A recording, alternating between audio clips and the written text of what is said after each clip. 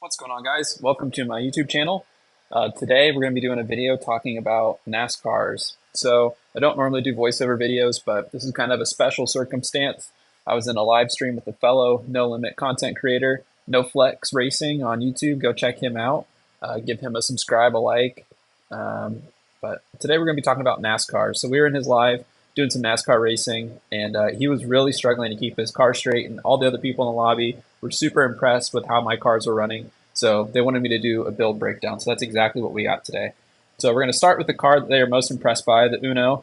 This is a NASCAR that I've been working on for a really long time. So let's get a little bit into what we have going on. So upgrades, you're going to fully max out your car. So full engine upgrades, full intake upgrades. You can run your choice of power adder. I like to do nitrous for the NASCARs just because then you don't get the blower sounds, and some people are annoyed by that. For transmission, fully upgraded. Suspension, fully upgraded. I run the torque arm suspension. For the frame, you can add a roll cage or not. It's optional. I think it gives it more of that NASCAR look if you have windows you can see through. And then computer parts maxed out, and you're going to want to max out the nitrous tuning and not the boost if you run nitrous, or if you run boost, make sure you max out your boost controller. And then for the tires, this is where it gets really important. So because when you're racing in free roam, your tire diameter is kind of like your tire pressure. So you want to have a little bit of tire diameter. I normally run about a 16 to a 19-inch rim when I'm making free roam builds, for regardless whether it's drifting or drag racing, and that seems to work the best for free roam. So on this car we got full slick, full size 28 height, and on the front, again, you want to have some beef in the front because NASCAR, you're going to be doing a lot of steering. So 12-inch tire in the front. And then for the tune, transmission tune, you can really change your gears depending on the track. There are some tracks that are really long. There's a big Daytona oval. And when I'm racing on the Daytona oval, I normally have my top gear set at like 400 miles an hour just because some of the guys run that fast on that track. But for most of the NASCAR tracks, you're going to be running around 180, 190 when you're in the straights. So I like to make my gears, my fourth gear, run about 180 to 190 miles an hour. Suspension, you want to make sure your car has good clearance because sometimes the NASCAR tracks can be a little bumpy. So make sure you give yourself plenty of clearance. Stiffness, just a touch of stiffness. You don't want to make it too jarring when you go over those bumps, but you want to have a little bit of rebound that'll help you keep straighter in the turns. No bump. Max rebound, like I said, that's really important for staying straight in the turns. And then extension, just a little bit negative, or trying to keep your wheels flush with your car, but especially maybe just a couple clicks negative in the rear, and that'll help you stay hooked up. No wheelie bar. Weight. Weight should be, again, depending on the length of your car and what car you choose, somewhere between 40 and 50. I don't know that I would go further one way or another, but you can play around with it and see what works best for you. Computer tuning doesn't really matter. You don't need a launch RPM. Shift flight is just for giggles. I don't really have that on there for any reason.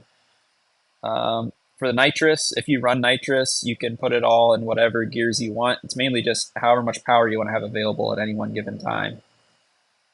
And that's really about it. So we're going to see if we can find the track that we were racing in earlier.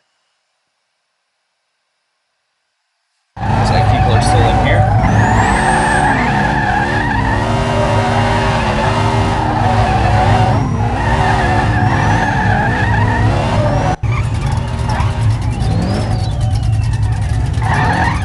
Couple laps just to show you guys kind of how I drive these cars, because that's really what separates good from great.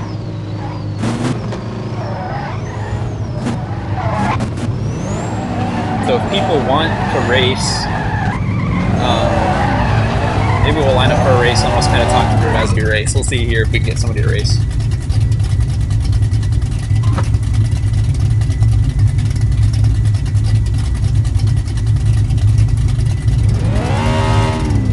Looks like we're rolling.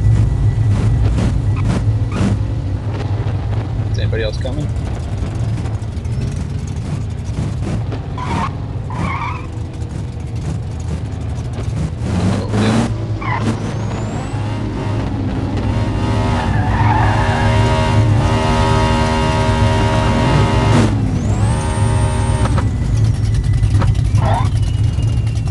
NoFlex wants to roll. Alright, now we're going. So yeah, this is the other guy I was talking about. If you wanted to see this build, so make sure you guys go check out his channel. He has a lot of cool content. He does a lot of money giveaways on the game. So if you're hurting for cash, be sure to hit him up. He hosts a lot of reaction time challenges for cash, car shows for cash, so make sure you guys check him out.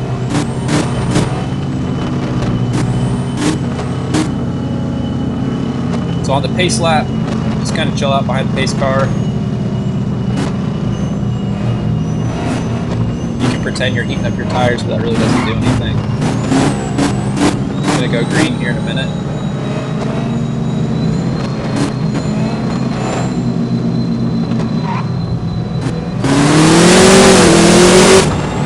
Alright, so when you go green, get up into 4th gear, but don't go super fast in that first turn. As you're exiting the turns, a little bit more throttle, and then just barely feather on the handbrake to slow down, and then you're just tapping on the left turn and the gas to get you through the turn without braking loose.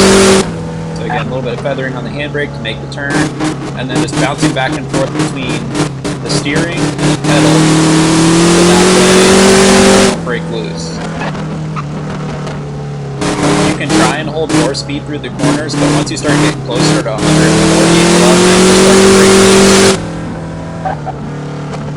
and it's really just that simple. So once you get to practice, get the feel for kind of using both thumbs and steering and gas at the same time, kind of bouncing back and forth between the two of them, it's relatively simple. And if I want to race in only 3rd gear, so that way I'm going slower, you can run a slow mile an hour and beat people just because I'm only in 3rd gear.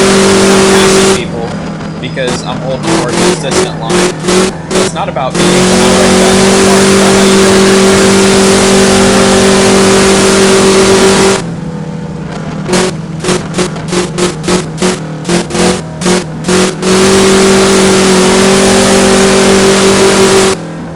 And sometimes little bounces like that happen. It's important to not overreact. If you are on the gas when the bounce happens, stay in the gas, don't let off. Because if you let off, your tires will catch and then it'll spin you. If you're out of the gas and you start to spin, stay out of the gas and kind of tap your steering to steering. You don't want to hit the e-brake or the other brakes. Whatever you're doing, keep doing it, and just try and make small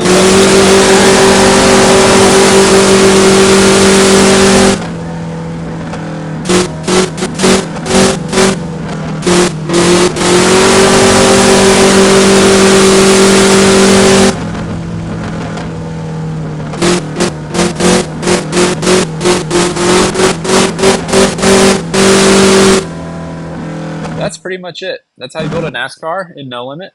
I have a couple other builds if you guys would be interested in seeing the King, the Dynaco build, or I made a Garage 56 NASCAR. It's not the best because that was before I was a member, so I didn't have that many decals, but maybe I'll look at making another decal video for that.